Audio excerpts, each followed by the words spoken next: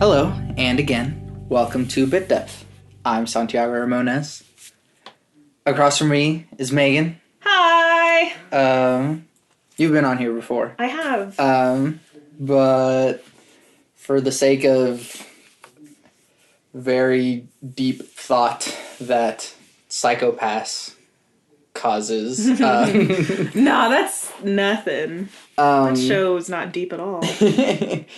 We wanted to discuss it since you keep freaking out about it and have been telling me to watch it for a long time, and so I finally did. So Hey, we're even though, because you were doing that with Steins Gate for a while. yeah. So, and you actually finished all of Psychopaths before I even finished all of Steins Gate, so... Yeah, keep You're the up. winner. Yeah, I know. I'm not on your level.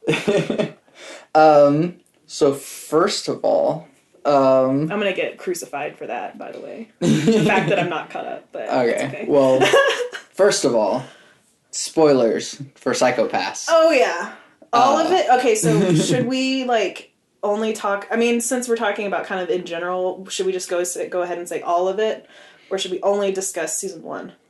Let's do all of it, since I watched all of it. Yeah, we both watched all of it. So, this is for all of it. I know a lot of people out there only watch season 1 or haven't watched season 2 or the movie. I mean, the spoilers for season 1 are more significant, in my opinion. But just general warning, there will be spoilers for the whole franchise. So, yeah. I'll try and still give, maybe a spoiler alert thing. I don't know. Okay. Maybe not. Just, this is your alert right now. Yeah, just a whole podcast-wide spoiler alert. Mm-hmm. Just in case one of us accidentally says something, we don't want to have to, we don't want to be sued in court, okay? Yeah. So, let's at least start with the premise of Psychopaths. What is the premise of Psychopaths?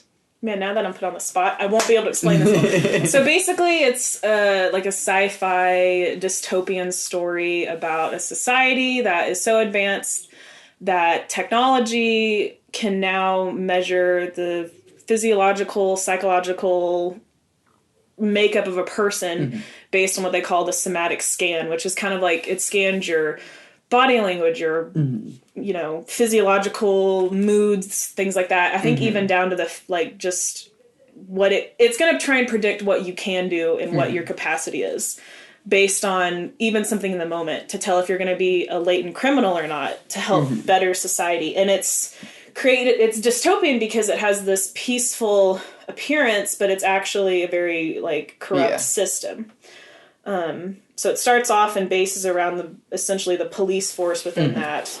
And the main heroine, Akane Tsunemori, is a rookie officer that's starting. So it starts there. Yeah.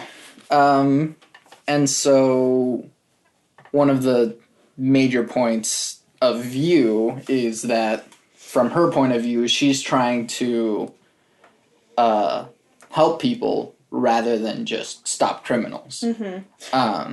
So, go ahead. Yeah. Oh, sorry. She has a very different mindset. You can tell she was really born into the society and the system, but she still has a kind of what most people would consider naive mindset where she trusts the system, but she's also wholesome herself. So she doesn't like the idea of just killing because the system necessarily says so, even though she does want to trust it. Yeah. And you see that even in the first episode. So. And even throughout the whole thing, correct me if I'm wrong, she never killed anyone. No. Even whenever it was prime, she had all the reason in the world to, and it was a moment right there for her. She couldn't even kill the main guy, the main bad guy, that she had in her hands. She still took him in to be arrested, which I always thought was very interesting, and she has a very interesting conflict because of that. Yeah, but I think it's really good to have that point of view, and then the other point of view, once she discovers what the system is something that I really disagree with. Oh, really? It doesn't make a lot of sense to me. The point of view that she still holds to it? Yes. Yeah, okay. That's fair. But, so first of all, if a system were to be implemented, I think that like the moral dilemma, first of all, is privacy. No, There is no privacy. And then second of all, it's like freedom to just be, I don't know, freedom to think. Well, there's a problem where, I mean, there's perfectly good people that have negative thoughts or dark thoughts and like one of the podcasts I listened to, one of the hosts on there, Callie, brought up mental health and how that is not really something you control, but within the show itself, that's something that the Sybil system still holds against the person. If you're a mentally incapable person in that show, in that world, you're basically, like, it's a life sentence. You're basically a criminal already, even if you haven't done anything. Just because a lot of that's like intrusive thoughts and, you know, things you can't control, but the system sees it as, oh, you're not a healthy person, so we're just going to rid you from society, which is a super dangerous mindset. So like you said, privacy, you wouldn't have, but then any sort of bad thought you have to constantly control. And then I feel like one of the bigger points, and I'm like skipping along here in my notes. No, yeah, you're fine. Regarding that is the idea of redemption. So the enforcers, the latent criminals who work alongside the inspectors, even though they are latent criminals, they still try to help society in whatever way that they can, as opposed to just being stuck in like a rehab. Yeah, a mental institution. They're more willing to make that sacrifice and serve society in that way. And so in that way, they're able to redeem themselves per se, but they can still never come back from and to being a latent criminal. To bounce off of that, I mean, there is no really redemption in society. It's all about, in this society, it's all about repression, really. You once you reach that level, you're pretty much gone. Like, you can't, even the people that come back from the rehab are probably very lucky to, and they're probably still put on like lock or anything. They never really specified that, I don't think. If people come back, but there's a huge like dark cloud of, if you go, you won't come back kind of thing. Like, you're constantly going to be like living there. So it's all about like repression. And even though the enforcers can kind of redeem themselves, they're basically just doing that so they can have a better life, quote unquote, better life outside of it. But they're still kind of repressed. But then there's also a whole lot of good things that come out of the Sybil system, which is like everyone has aptitude tests and puts them exactly where they're capable of being. And so the people who are like the biggest and smartest and brightest can do whatever they want, like Akane. And she was able to pick whatever she wanted. And she picked to be an inspector for whatever reason. Well, her reasoning was she was the only one, I think, that scored the highest on that. So she felt like, well, maybe that's what I should do, even though it scared her kind of thing. Which is interesting to me because it's like, so you take the aptitude and you have an aptitude for it, but how many times have people taken aptitude tests and they went for that career and it was like, wait, I don't like this at all. So that brings up the question of even if you have the aptitude for something, is it really what you should do kind of thing. But I mean, how can you know unless you try?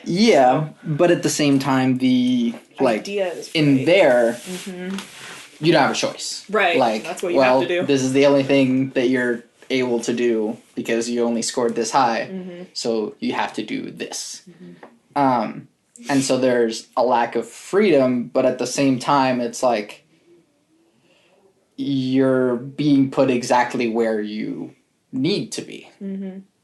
So, like, you're benefiting society in the best way that you can, because that is the best way that you can, regardless of if you like it or not. True. Because a lot of people pursue things they like, whether it benefits society or not, that's for sure. So, well, and it's also just, I look at it like, honestly, I mean, I want to be in a career that I'm happy in and that I enjoy doing, but at the same time, if I didn't have to worry about making that choice, and it wasn't like you're gonna, do whatever, it ended up being something that I excelled at, then I'd probably be happy not needing that worry about, well, is this what's right kind of thing. So in a way, it's like Sybil's like judgment is understandable. Yeah. So.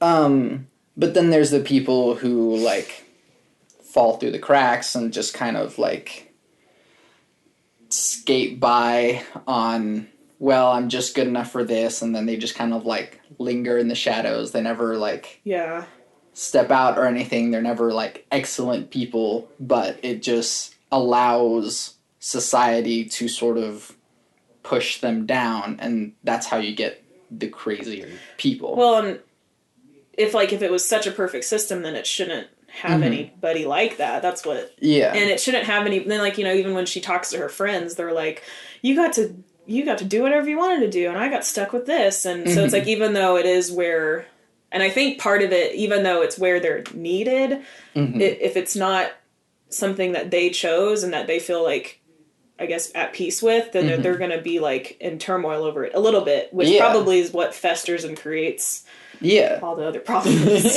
So to an extent, like, even if you're where you need to be, like, logically, it's probably not always the best in the end. And then stuff like, I guess whenever you feel separated from society, whenever anyone, like, their hue is, or their psychopath is like just high enough to where like they might be soon, they have to seclude themselves from society. They have to like do everything that they can. And then by showing that to other people, by going like, oh, I have to go to like a mental institution, then you're suddenly like put off to the side even more. Right.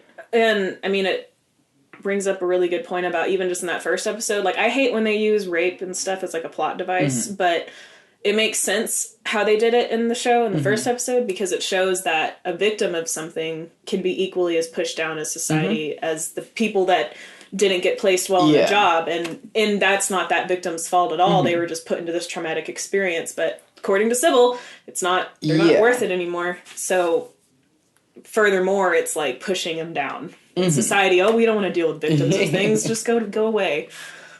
It's messed up. And to equate that to the real world, we have a tendency to not allow redemption as well. And so with people who are ex-convicts or people who have been homeless for a long time or jobless for a long time, people see that and go, well, I can't give you a job because you haven't worked. That catch-22 of things. Or I can't give you a job because you are an ex-convict. And so, like, you can't fit yourself back into society if you've already been pushed off to the side. And so ex-convicts can't get jobs and homeless people can't get jobs. And so it's like, oh, well, you lazy bum, just get a job. And it's like, they can't because they didn't have a job. Just like, in a way, there's already traces of Sybil, like, in the real world, like how that kind of ideology works. It's messed up. Because then these people, like a criminal who is an ex-convict, can't find a job but still needs money. Well, then they get involved in drugs and gangs and stuff because that's the only way that they are able to make money and survive. And so then they're chastised even more. And so they just keep falling down this well of trying to do better, but not getting out the system doesn't let them. And so in the same way, oh, look, I have a capacity for committing a crime. And so by having that capacity, it just gets higher and higher because society doesn't let me be better than that. Right. God, it's messed up. It creates its own problem. Yes. Essentially. It's like, I mean, I had a metaphor, but I like lost it. It's it's essentially creating its own problem to where it's trying to fix it, but then because the way it's trying to fix it is just ignoring it and repressing it and continuing it worse. And so then it just perpetuates its own problems. And so whenever Sybil, spoilers everywhere. Sybil the whole thing. collects criminally asymptomatic people. It's a great term. People who don't show signs of being latent criminals. And regardless. Yeah. And in some cases, even whenever they are committing crimes, they still, like, Sybil just stares them in the face and goes, I don't know. Not there. It's essentially like sociopaths and like they just have a way of not being affected by anything. And, you know, a lot of people theorize, you know, well, maybe when the Sybil system started, it started with not criminals, because the people that started it probably were like, hey guys, let's get some serial killers and add them to this. No, they were probably started with like Mozart, Beethoven type people, like geniuses that are well like appreciated. But then as the system goes and goes and goes, it gets more and more kind of corrupt in a way to keep itself going. It has to add more of those crazy minds, which they're beautiful minds, but they're messed up at the same time. And so something that I don't understand is like one of the problems that I have with the idea in general is that since Sybil is a hive mind of brains that can understand things, and that's how they together calculate all these things and run society in that way, it would make sense that whenever a character in the show is pointing the Dominator at someone who is committing a crime, Sybil, as a collective of people that understand how crime works, should go, hey, that's a crime. And even though that person's psychopath doesn't say so, I can see them committing a crime. So you're saying, like, when Makishima is about to okay. Well, how I understood it works is, even though it's a collective hive, there's different minds taking over each time. So, I mean, I don't know if this is like a loophole or whatever, but it could have been like whatever mind was there at the same time, because they so badly wanted his brain, they didn't want to kill him. Yeah, but like, what they could do is just, and that's the other thing that... Which is why it's corrupt. Yeah. Well, eventually Akane just starts talking to Sybil through the Dominator. More spoilers. Yeah. I mean, they're long gone by now. Yes. They should know. Sorry, guys. And starts talking to Sybil as a person. And so, if any person can identify, hey, look, this is a crime happening right here, then Sybil, as the system, as a collective of people, should be able to identify, hey, this is a crime. And even though I want that brain, maybe I could just knock him out. Instead of, like, killing him? Yeah. Is that what you're saying? Yeah. In the lovely, awful expanding, bloating explosion. So when that first happened, I was like, what am I watching? This is so gory. That's a good point. And part of me wonders if there's just more criminal minds than there are good ones. So the criminal minds partially could be thirsty for other criminals getting what they could have gotten, but then they're like, so kind of like a holier than thou, like, well, we're the better brain, but we still have this criminal mindset, so we're not gonna stop this. We're just gonna see this person be shot and blown up or whatever. And then I think the other actual reason for that is more that Sybil has a set of laws, and so they're like, the law is if your psychopath is above this number, then you will be enforced. Yep. And so they follow their own law, even though, like, we are watching the crime happen. Oh, well, look, their psychopath isn't higher, so I can't do anything. Like, that makes sense, but it's also dumb. That they did that? Yeah. I mean, it's not infallible. It's fallible. It's not perfect at all. And that's the kind of dramatic irony of it, is that they think it's a perfect system, but like, I love what Akane always says is the law can't protect people, people have to protect the law. Yeah. So it's the whole self-policing thing, which is Yes. essentially your ideal concept for the civil system, the criminal, even though it's, I'm trying to word this, even though it's like a criminal act, it'll tell it to not kill the person, but to paralyze it or whatever. I mean, that's Akane's ideal too. Like, why can't, and that kind of shows up in season 2 a little bit when she tries to get the guy just under 300, so it's 1 point away from him being blown, but only if it's 299, then he's paralyzed. So, which I thought that was an interesting. That's her. That's the start of her trying to toy with this system. By using psychology. Yeah, and so Akane wants to utilize redemption, whereas the civil system goes, well, you're already above. Goodbye. Right. Blown to smithereens. It's very mathematical. Which is weird because a lot of the criminal minds and the brains in there are very psychological, philosophical, probably very brilliant minds in a lot of ways. I wouldn't think that they're strictly like logic. Yeah. But maybe collectively they think that's the only way it should be, but then they just end up messing it up. Rules are rules. Kinda. Rules. And it seems like, oh, well, that's the easy and less messy way. Which, my thing is, it's this shallow, like, petty thing. Like, I get the whole blow-up thing is for, like, shock factor, but that's not really practical to, like, just explode people. Like, I feel like there's a way that they could kill them more cleanly. Well, I'm sure. Don't take that out of context, please. But just, I know it's for shock factor, whatever. Well, yeah. Written by a guy that is all about, like, murdering.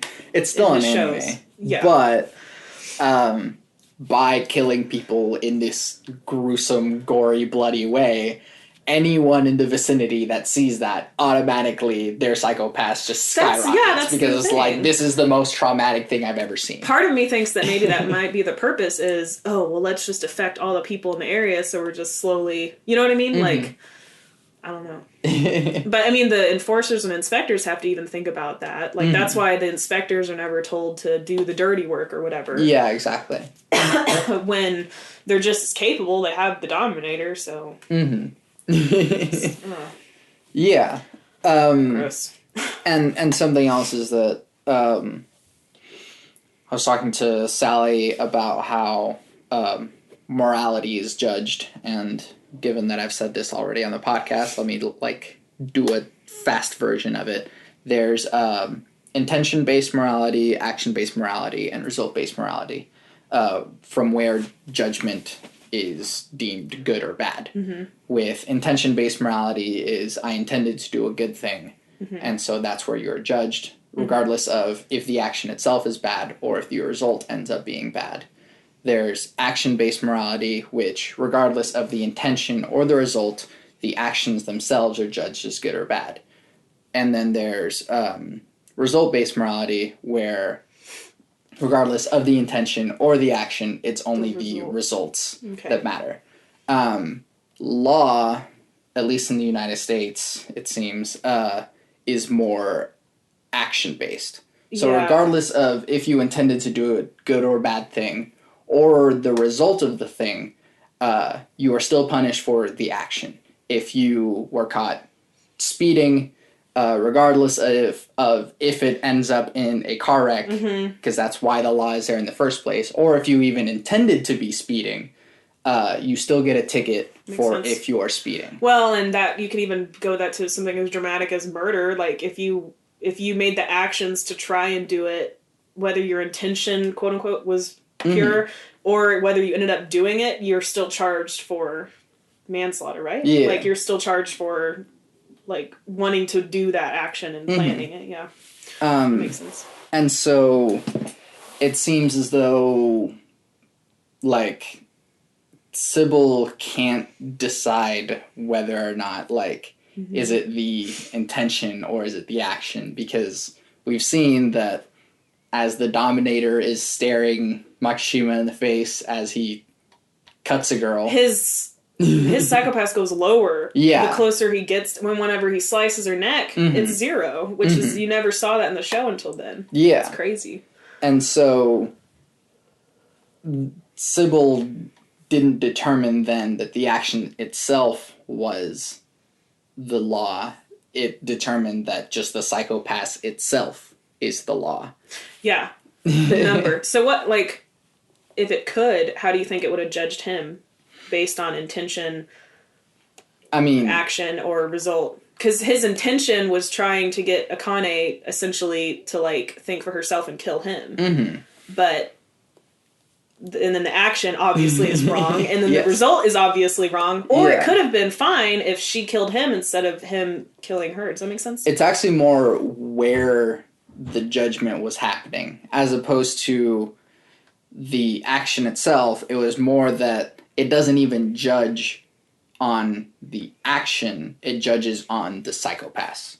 Right. It's like literally down to the physiological somatic scan or whatever, which is not a way you should judge a person because, like, you know, the first episode showed the rape victim. I won't bring it up again, but it's like, can you really judge, like, a rape victim as equally as a criminal just because they're a victim to something horrendous? No. You know, it would have been interesting. I don't know if they did it.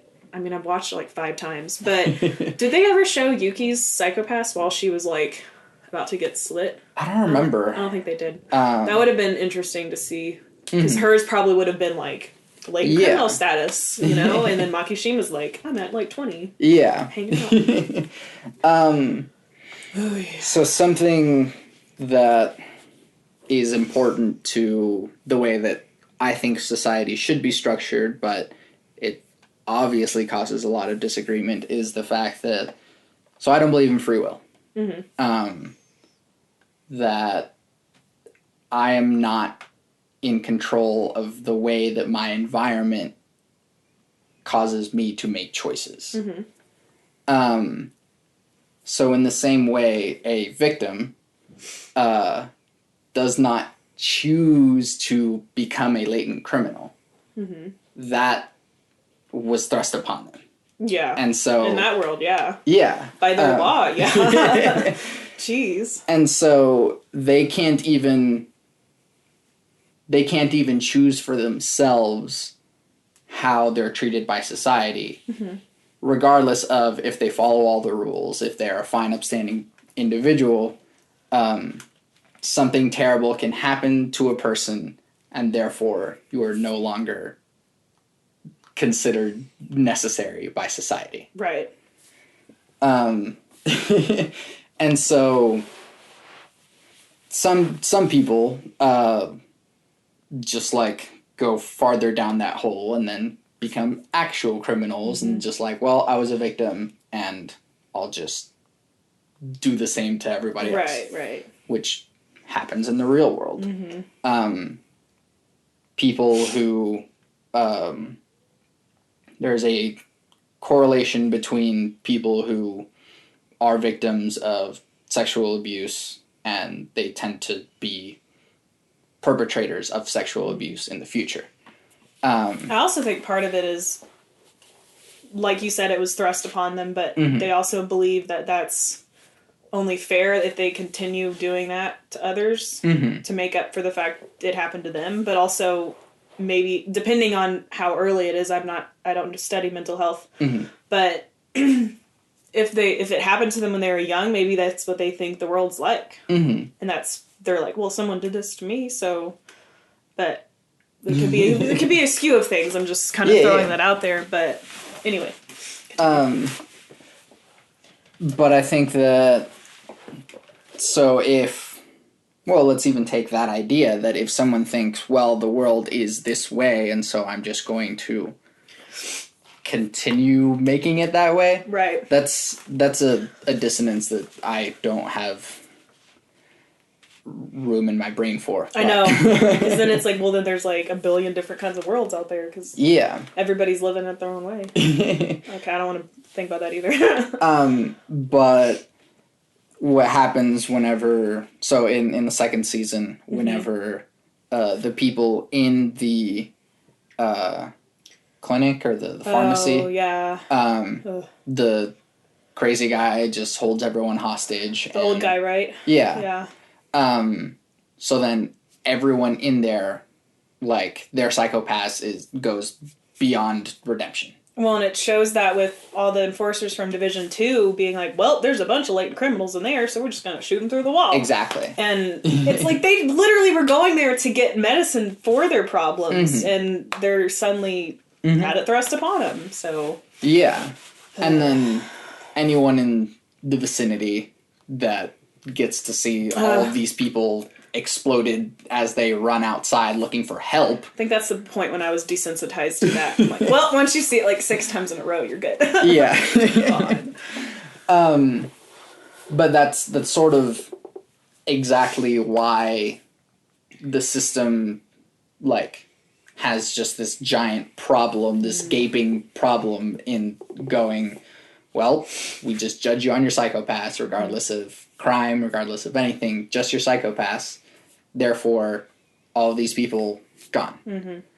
Even though it's literally just a moment of trauma that will probably still traumatize them, but in that second their somatic scan was taken, of course it's going to be crazy high. Yeah. But, you know, a couple hours from now, they're probably going to be a little bit more calm to where they're going to be fine. Yeah. The system doesn't think about that.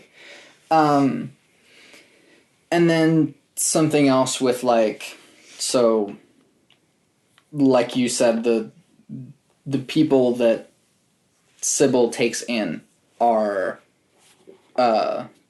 beautiful minds, and they're like that is used loosely. yes, but by the end of season 2, Sybil ends up replacing a lot of them, or just getting rid of a lot of them. Well, I haven't watched season 2 as much as season 1. Isn't it essentially because Akane does the whole, like, the God paradox thing where she has it judge itself? And so then they're like, okay, we'll make corrections. And they, like, get rid of, like, almost half of them. So, what I understood from it, and it got a little I had convoluted. To, yes, I had to, like... It's like, what? I had to take a step back and, like, go into the wiki and, like, read exactly what happened. I think they explained it the best they could, but it got a little... And that's why a lot of people have a problem with season 2, just, like, for, like, a side technical fandom thing. Yeah. The season 1 was this nice, self-contained story, but season 2 got really complex with ideas that didn't flesh out enough. Yeah. Which is why I think they need a little bit more. But in theory, it's there. It's essentially like, okay, it's trying to correct itself, but since it's acting as this world's god, it's like... So the paradox. The God paradox is, like, God judges people, and God deems people, like, worthy or not worthy. But then, if God can judge himself, would he deem himself worthy or not worthy? Yeah. And so, if God can judge himself, he has to deem himself worthy. Right. But if God can't judge himself, then he doesn't have the jurisdiction to judge others. He's not, like, the omnipotent. Yeah. Yeah. But there was something about even if he judges himself worthy... They connected it to something about, like, moving a boulder or something. Oh, well, that is... that. It's a separate paradox, which is, can God make a boulder so big that he can't lift? Move. That's what it was. And so that paradox is, God is all-powerful. So God can do anything, can make a boulder that God cannot lift. Yeah. But if God makes a boulder... If there is a boulder that God cannot lift, then God is not omnipotent. He can't do everything. Yeah. He's not all-powerful because he can't lift this boulder. Gotcha. Oh, and both of those paradoxes happened within the same frame, so I was just like... Yeah. Head exploding. But the way that the show answered it, which was a simple way to answer its own convoluted thing, was basically man, I can't even remember the guy's name. Kirito. Kirito, yeah, because I remember, like, Sword Art? What? Yeah. Sword Art, get out of my psychopaths. So, Kirito wasn't able to be judged because he wasn't even able to show up. The Sybil system can only judge one person at a time, and Kirito is an amalgamation of different people. Which that science is, we won't even touch on that. It's okay. I was able to suspend my disbelief. I'm like, okay, I'm so invested in this show. I'm just whatever. He's made up of 14 different people. I don't care. However that works. But he couldn't be seen by Sybil because he was a combination of a bunch of different people. And so it brings up the God paradox, because if Sybil can't judge this person that is a group of different people, then Sybil can't judge itself, because Sybil itself is a group of different people. And that's kind of what Akane, my bright, shining star, figured out. I was so proud of her. But yeah. And that's how they ended up doing it, right? Didn't they point the Dominator at Sybil? Yeah, and so once Sybil was able to judge a group, it determined itself having a psychopath that was greater. Way bad, like 400 or something like that. Yeah, it was bad. And so it purged all the people that made it that high, and then it was able to judge Kirito. And see his psychopaths is also incredibly high. Which is weird. I guess it's just because of all the acts he committed, but he's made up of a bunch of children that died in a plane crash. That's not very fair. Yeah. But that world's not fair. So all those kids, at the time the plane was crashing, probably would have been killed anyway, because their psychopaths are crazy. It's ridiculous. Yes. Something else that's one thing about the show that a lot of people look at and go, I can't. Judging. Yeah, well, yeah, the whole God paradox thing, and just not even. But I think it's fascinating to me, which is why I didn't hate the second season, because it left me with questions, which I don't take that to mean it's a bad thing, but I want answers to it, so I hope they have more out there. I don't know, maybe not, but. Because it brings in such a huge paradox like that, and you're like, what? Which it answered, but, it's still kind of like... It kind of, just walked around it. Technically, how much did its answer really work? Because the movie, it's still a flawed system in the movie. Yeah. So... which you didn't like the movie. Anyway, continue what you're saying. Sorry. Yeah, well, I was going to say, something else that I really didn't like about the second season is, I'm terrible with Japanese names. The fact that Kogami was gone, me too. That's fine. I'm just kidding. No, but the new girl. Trigger. I know. We're supposed to hate her guts. You actually like a lot of people. No. I hate her. Hate her, and you don't like that. It was that obvious to hate her? Is that what you're saying? Well, it's more that she doesn't make sense. Did you know that she was one of the students from the school? Yeah. Okay. I actually didn't. I didn't make that connection right away for some reason until someone pointed out, and then I was like, oh, okay. Yeah. She's one of the girls from the weird private school. Yeah. Who... had her friends all die. Yeah. Anyway. But what I didn't understand is maybe it's just because I'm so rebellious against any system. Rebel. But it's more so that even in seeing the true horror of the system, she was more than willing to accept it for what it was. It makes sense from Akane's point of view because she understood that the system was necessary. So I'm glad they clarified that. And she sought to improve the system, which she actually does. In small steps, but she does. Well, and she challenges it constantly in a way that doesn't... Because, if she tried to do, I'm going to take you out, it's like, no, that's going to wreck society. She was smarter enough to think ahead. So... but for someone to become fully subservient to a system, even though knowing how it works, doesn't make sense to me. Right. Well, so can I jump off of that? Go for it. So what I think the show does really well is they show, like, they give you different characters that are affected by the system in different ways. So, like, Kogami was the detective that fell from it because his crime coefficient went crazy. And he became an enforcer. And Akane is like this perfect, mental beauty that is smart, but she's naive and she's trusting of the system, but she also becomes untrusting of it, but she wants to reshape it. So that's why she's kind of this ideal hero.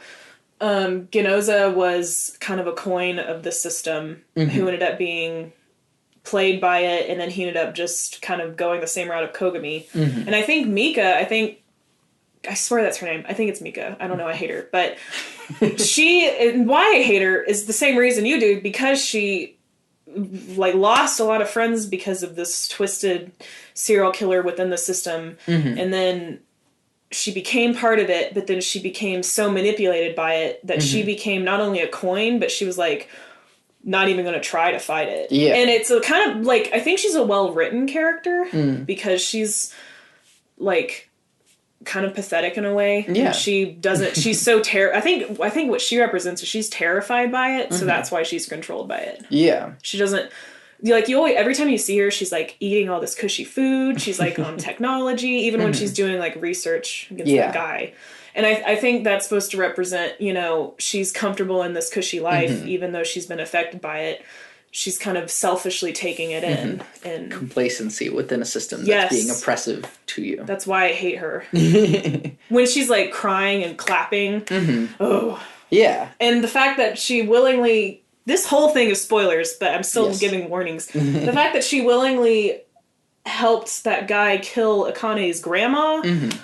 I can't forgive her. Yeah. She's not a real character, so she's not a real person, so I don't care. But I hate her character because of that. And she knows it's bad, but she continues to act that same way. And that's why that's what makes me mad, is that, she'll probably, I wonder what her psychopath is, but that's never brought up because she's a coin of the system. Yeah. And so at some point it just becomes that, like, well, now she just serves as a system regardless of what it says. Which is exactly what you don't want out of a society that is supposed to grow and adapt and change. Akane is just rebellious enough to question the system, but not rebellious enough to burn it all to the ground. But a big problem in people is questioning the system and then not doing anything about it. Or trying to burn it and then being crushed by it, and it's like you're never there. Well, I would rather someone try to change things and be crushed by it, because it at least means that they tried to make things better. When you were watching it, were you ever finding yourself, like, rooting for Makishima? No. Really?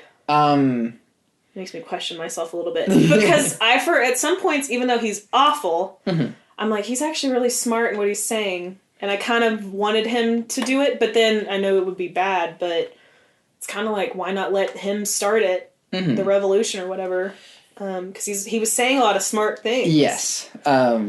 That's why it was kind of like, oh god. I appreciated him because he referenced Philip K. Dick, and like, he was like a bookie. Yeah. I had literally just finished reading Do Androids Dream of Electric Sheep. Yeah, and he, like, mentions it. Yeah, I was like, oh, hey. You're like, whoa, my man. He, like, he's a nerd. Well, that whole show is, like, a big love letter to Philip K. Dick and Orwell and yes, Gibson and all them. Cyberpunk and all that junk. But so good. The thing about Makishima is that, so he wanted people to have their own will, to be able to do what they wanted to do without being oppressed by a system. But what he was doing is not necessarily freeing people. Yeah. He was making people do terrible things. He was trying to give them free will, but in a way that was not good. Like the free will to kill somebody. Yes. Which, no, you shouldn't do that. Which is why he was such a crazy villain, because he's kind of like a puppet master to all these wicked people. Yeah. But then it's sad, kind of at the end. It's like his whole monologue, he's just like, everyone's alone. Yeah. And you're kind of like, you feel kind of sad for him a little bit, but at the same time you don't because he's awful. But that's why I like that show so much, is all the characters are so compelling. Because even though, like, I love Kogami, I hated him at the end because he killed somebody on his own terms. Which, even though you're kind of satisfied by it, you're like, are you really satisfied by it? Like, you're constantly going to be chasing him. So, did that really help? It's just fascinating. And that sort of goes to the concept of redemption again, in that Kogami was so, like, bent on getting his revenge or, redemption for his friend or whatever it ended up being for him, that he gave up any other values that made him a good or bad person and just became a tool for which to pursue vengeance through. I know. Well, and I think, did you watch the English or the Japanese? The subbed. So you watched the Japanese? Because I think I actually liked how they subbed the last conversation between them. Because Makishima's like, so what are you going to do when I'm gone? Are you going to, like, find something to replace me? And Kogami's like, I don't know.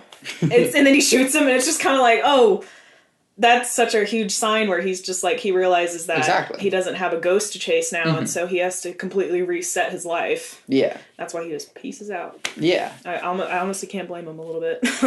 On Kogami. Yes. The movie is dumb. Okay, tell me why you think it's dumb. So I'm glad you said the movie is dumb.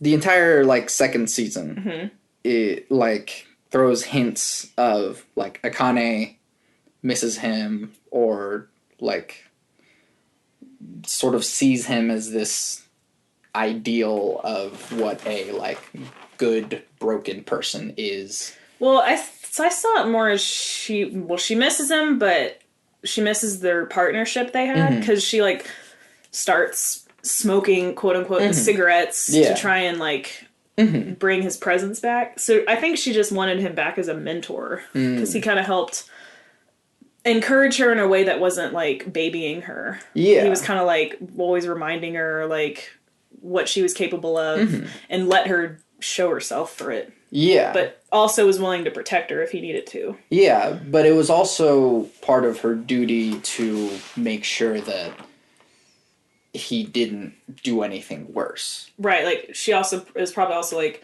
well, if he came back, he would be killed or in trouble, so... Exactly. It was probably just also melancholy. So then, by the movie... Okay. It's just like, hey, remember this guy? We're just gonna, like... throw him back in here. Yay, like, we're gonna tie up these loose ends. And then they don't.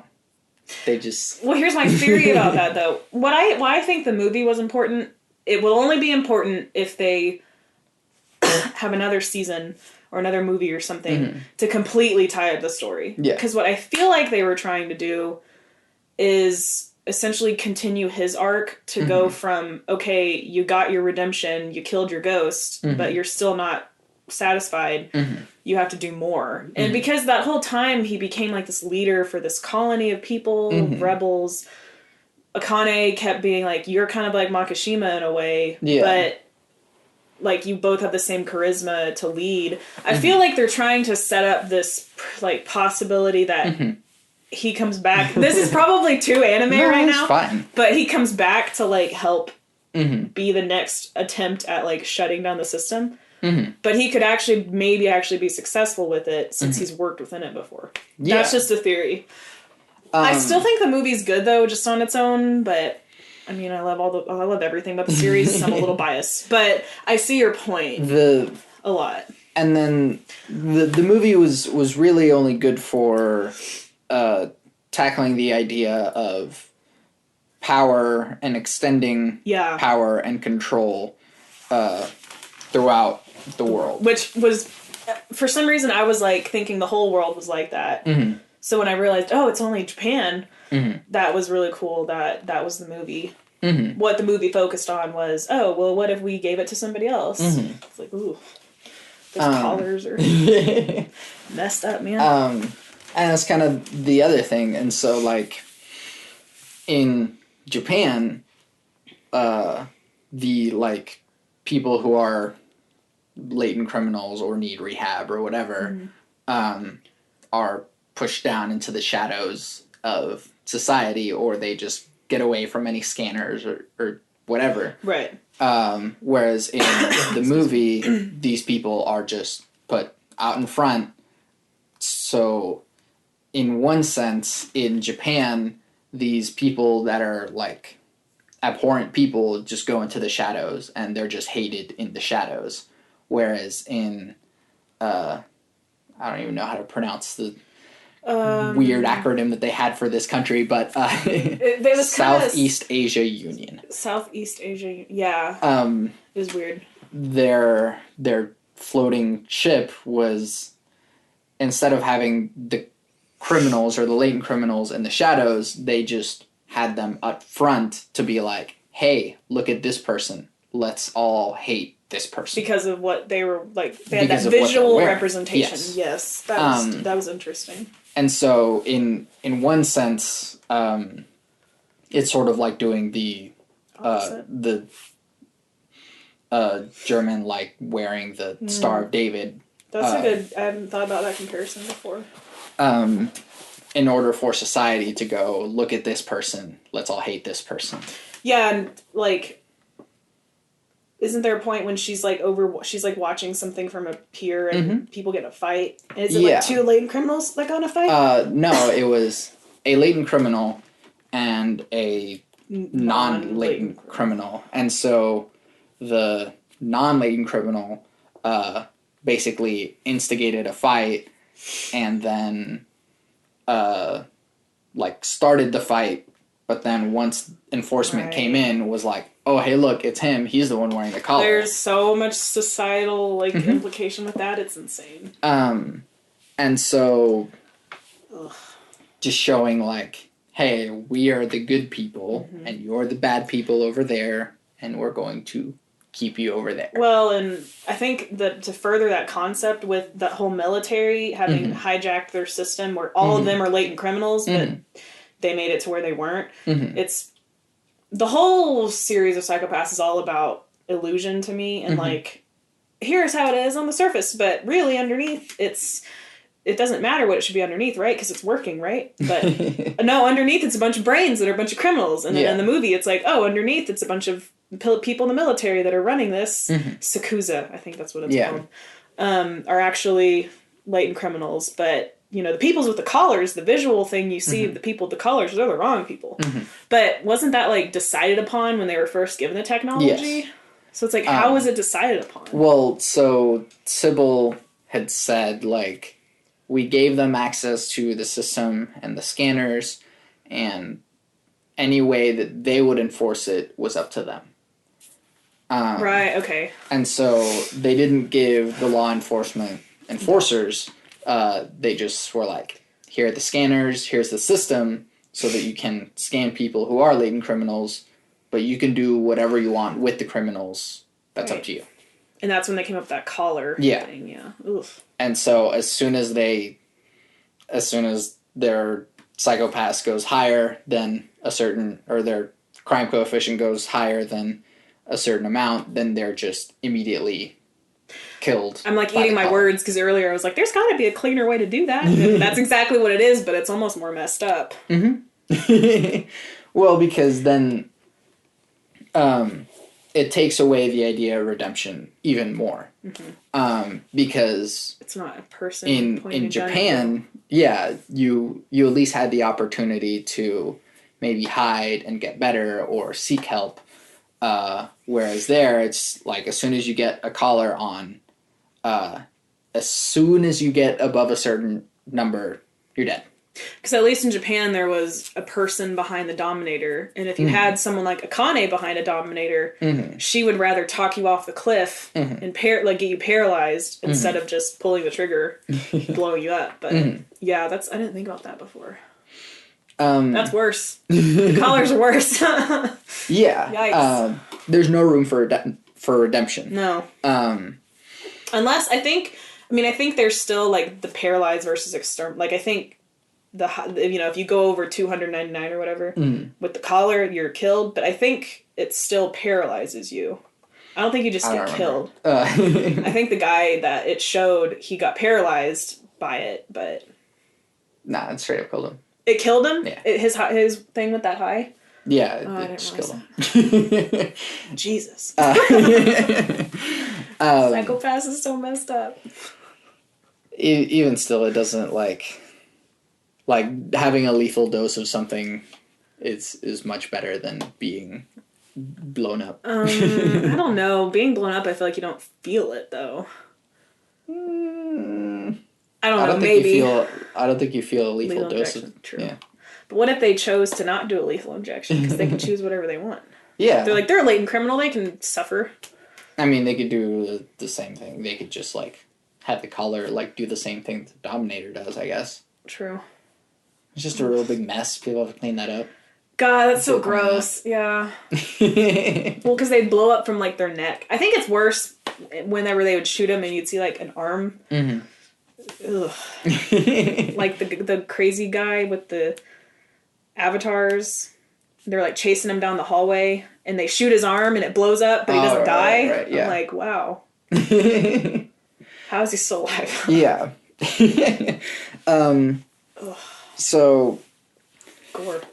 Back to the movie though, like it tackles this idea of expanding the system in a different context, and like you said, sort of having their own different application for it. Mm-hmm. So in Japan they did it this way, and here they do it this way.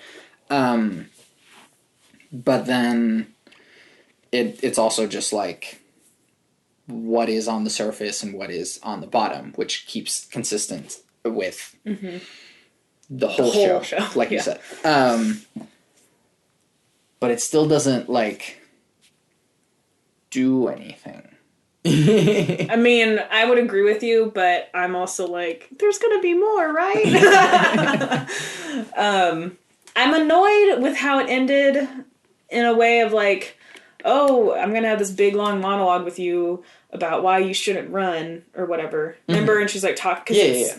And then at the very end, Kogami hears, it's like, oh, so-and-so got reelected. I'm just like, I really hope, that's what makes me hope that they're gonna maybe continue it. Mm-hmm. So it, like, please, like, don't just leave us with that. Because that's sad as the last thing.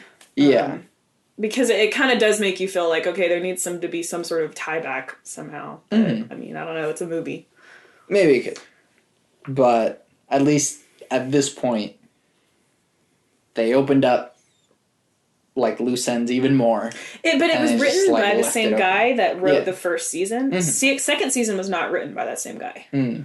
So, and a lot of people like the movie. I mean, like, so if they rate this first season a 10 out of 10, they'll rate season 2 like not as high as a 7 maybe. And then they'll rate the movie like 8 or 9 out of 10. Yeah. So I don't know. They may also just like, you know, it's a higher quality production because it's a movie. And then Kogami comes back. Everybody missed him through season 2, so a lot of smoke and mirrors. I accepted that he was gone. I did too, actually. I accepted that just like, well, it's fine. He's just off doing his own thing. He didn't show up in season 2. It's fine. Well, and at first I was bummed, but then I was like, you know, and that's why a lot of people hated season 2. They're like, oh, he was so cool in season 1. Why isn't he back? And you can talk to anybody from that group I'm in, and they will tell you that I'm a Kogami evangelist. But I was okay that he was gone in season 2 because it makes sense. He can't stay there, and he couldn't have helped because he would have been like killed. So, but I thought it was smart, and they didn't pull their punch by taking him out of it because they're like, okay, you know, he was a really popular character, but that doesn't make sense logically to keep him in, but we're still going to honor him in a certain way, which I really appreciated how they did that. Because a lot of writers don't want to do that. They don't want to kill off characters, and they don't want to take away the beloved characters. They want to keep milking the stuff that works. Yeah. So that's why I liked that the movie brought him back. In a way that was realistic, I guess. By having him be somewhere else. Yeah.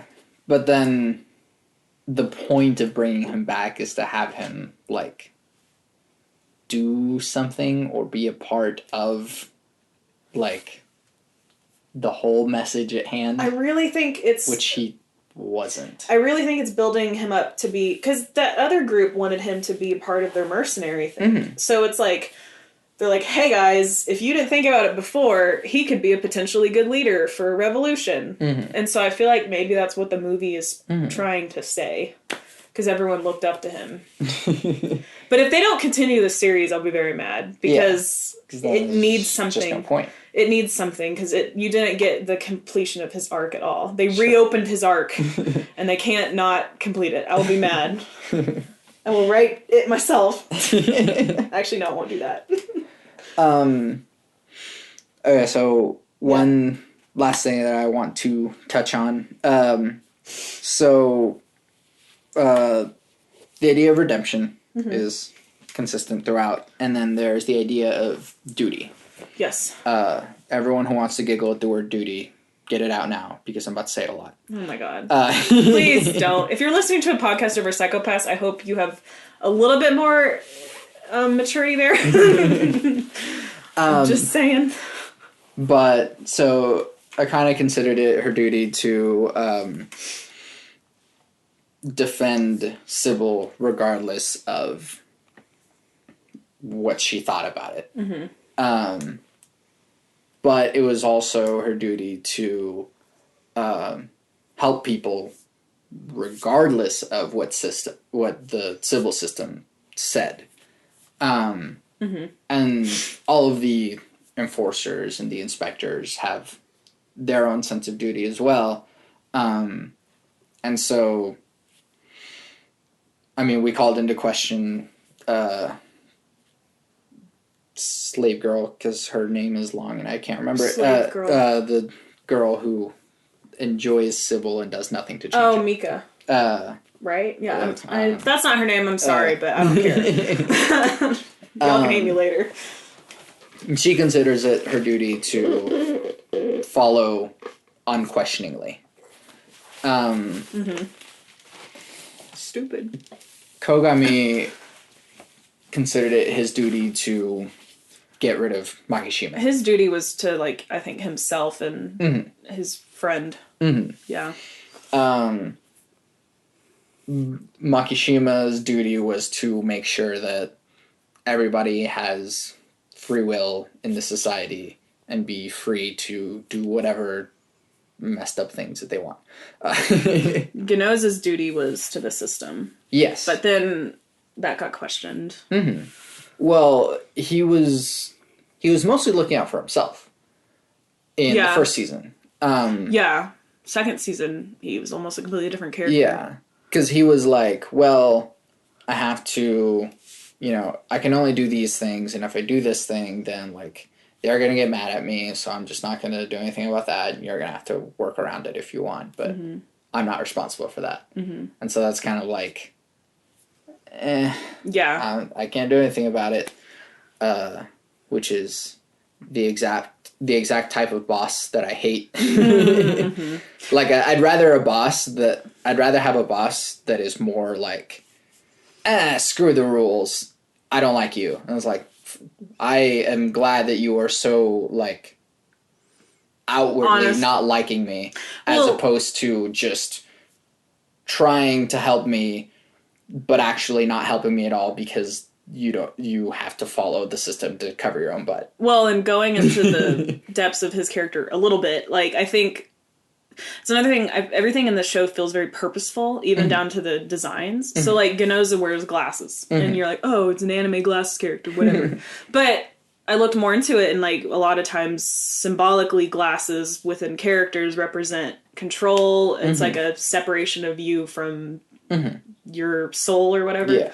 So anytime he has his, like, real raw moments, he's either taking off his glasses to clean, or at the very end, it's like he doesn't have them on at all.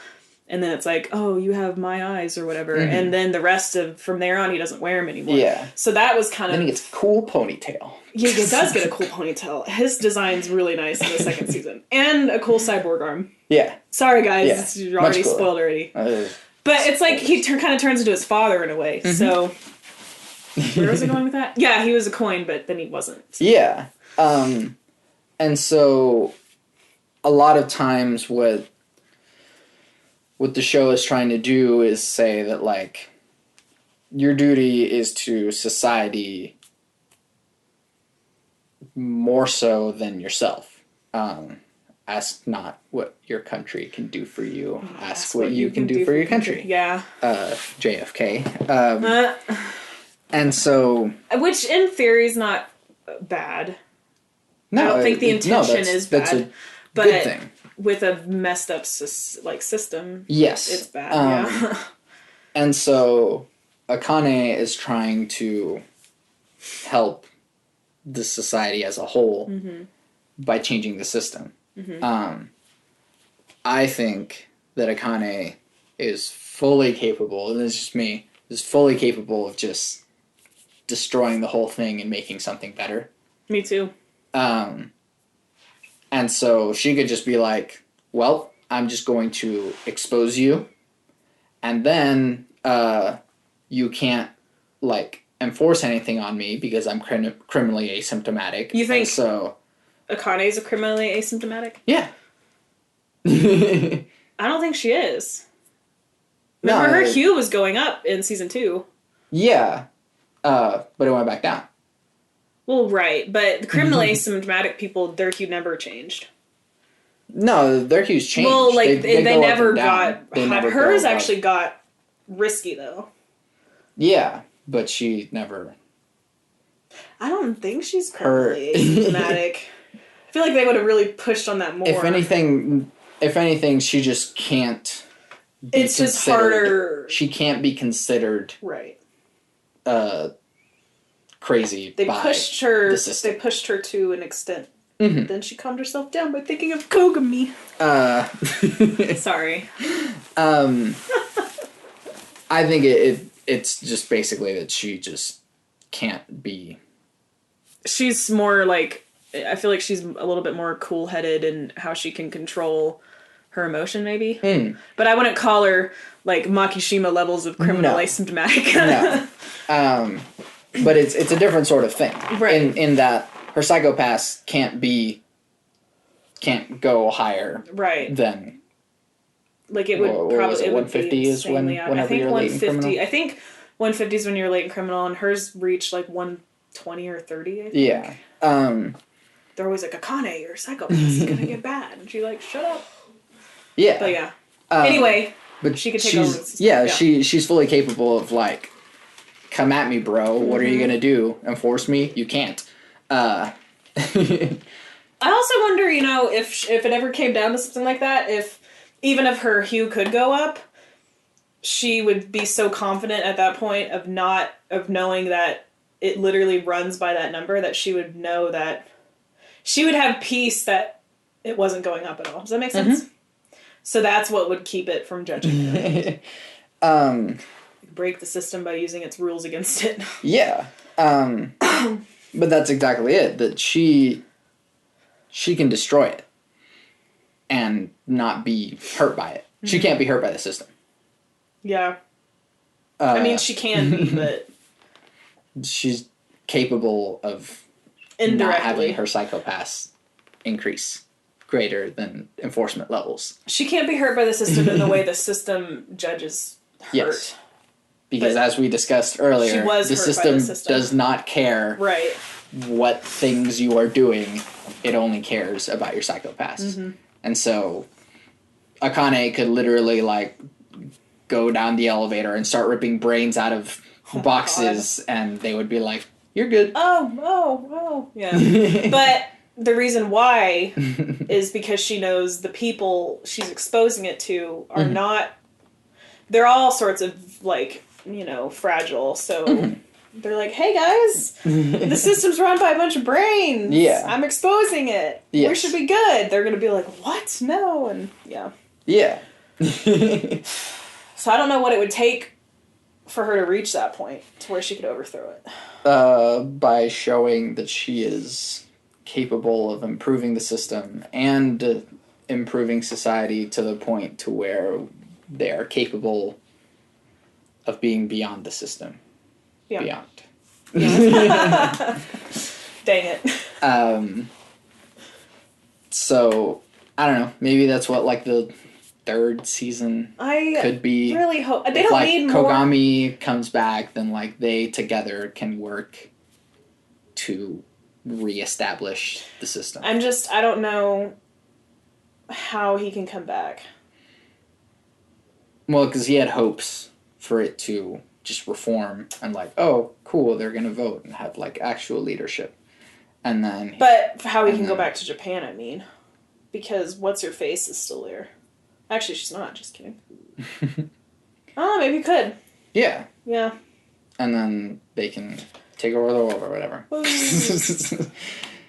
no, I came across this thing the other day, and it was like for the finale of the first season, and it was like a voice recording between the voice actors for Akane and Kogami, and it was like a live dramatic reading, but it was like of their last conversation, and one of the things they say is like, I hope one day we can meet as ordinary people, not as inspector and enforcer or whatever. So it's basically like alluding to the fact that maybe one day they could like meet again as like you're not as people, you're not like a number in the system. Yeah.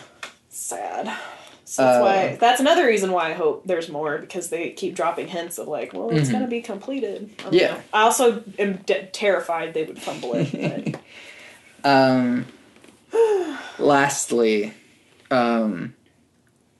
parallels to our own society. All of it.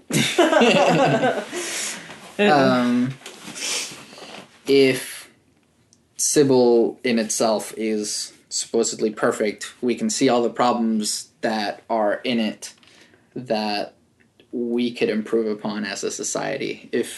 I think it's unnecessary to scan people's psychological state, but more so to just educate people to the point to where they can either help themselves and calm themselves in the way that Akane does,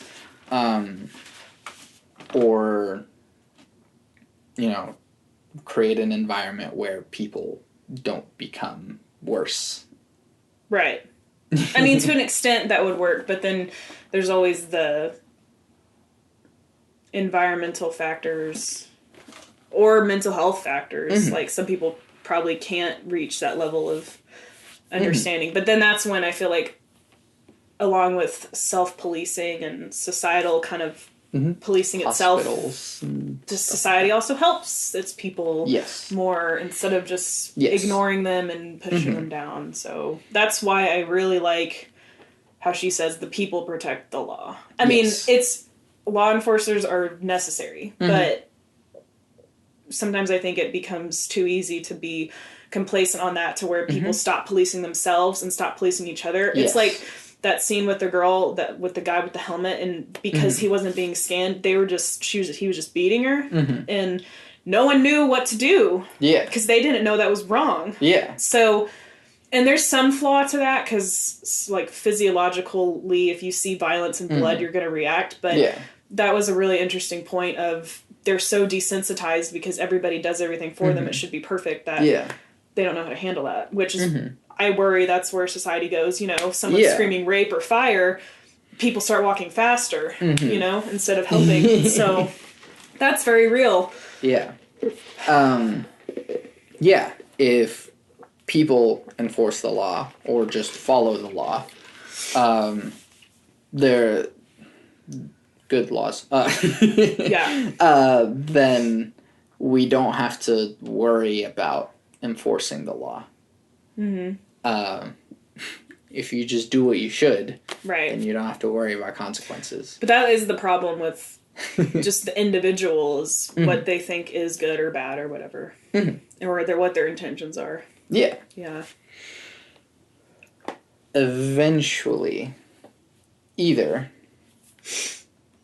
we figure it out and go, cool, we are able of like adapting society in a way to where, not even necessarily like making it perfect, there is no perfect, but just being able to adapt in that way, in the way that Akane tries to do with Sybil. Or everything burns down when we all die. Which, yeah. I mean, yeah. it's got to be one or the other. Yeah.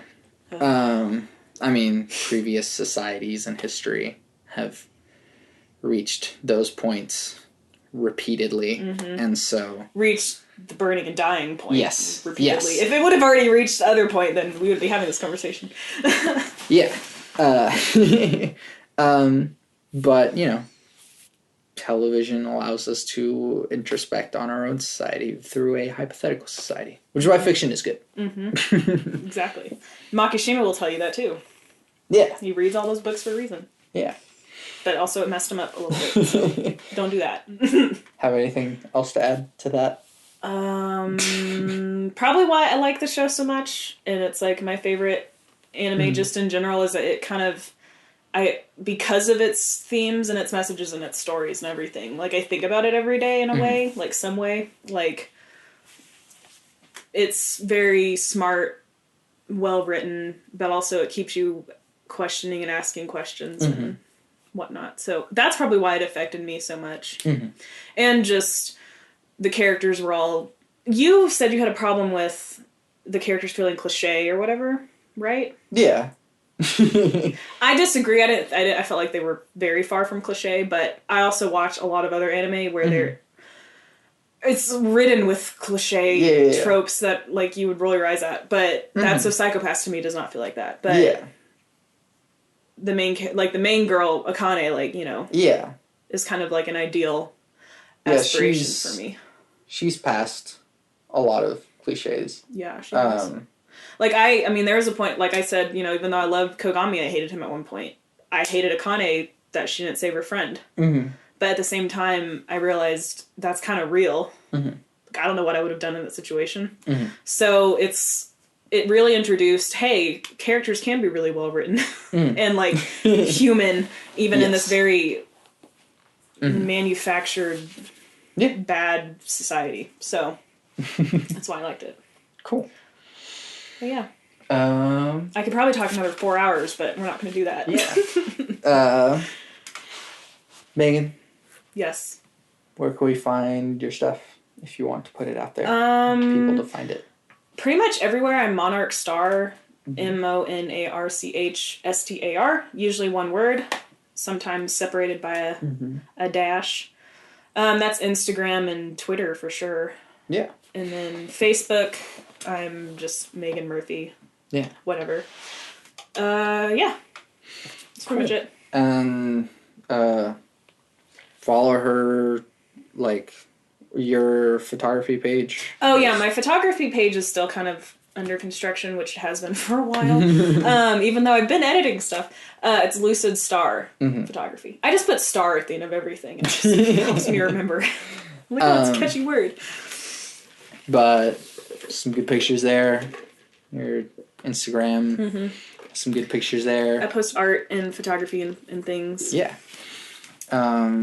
Solstice cosplay. Yeah. That's the group me and Santiago and some of our friends are a part of.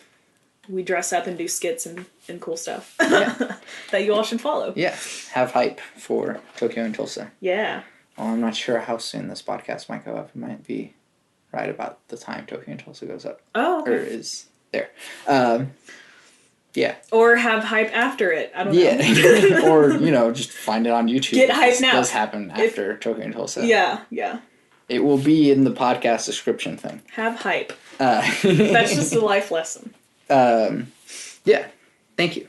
You're welcome. Thank you. This was fun. I love talking about this.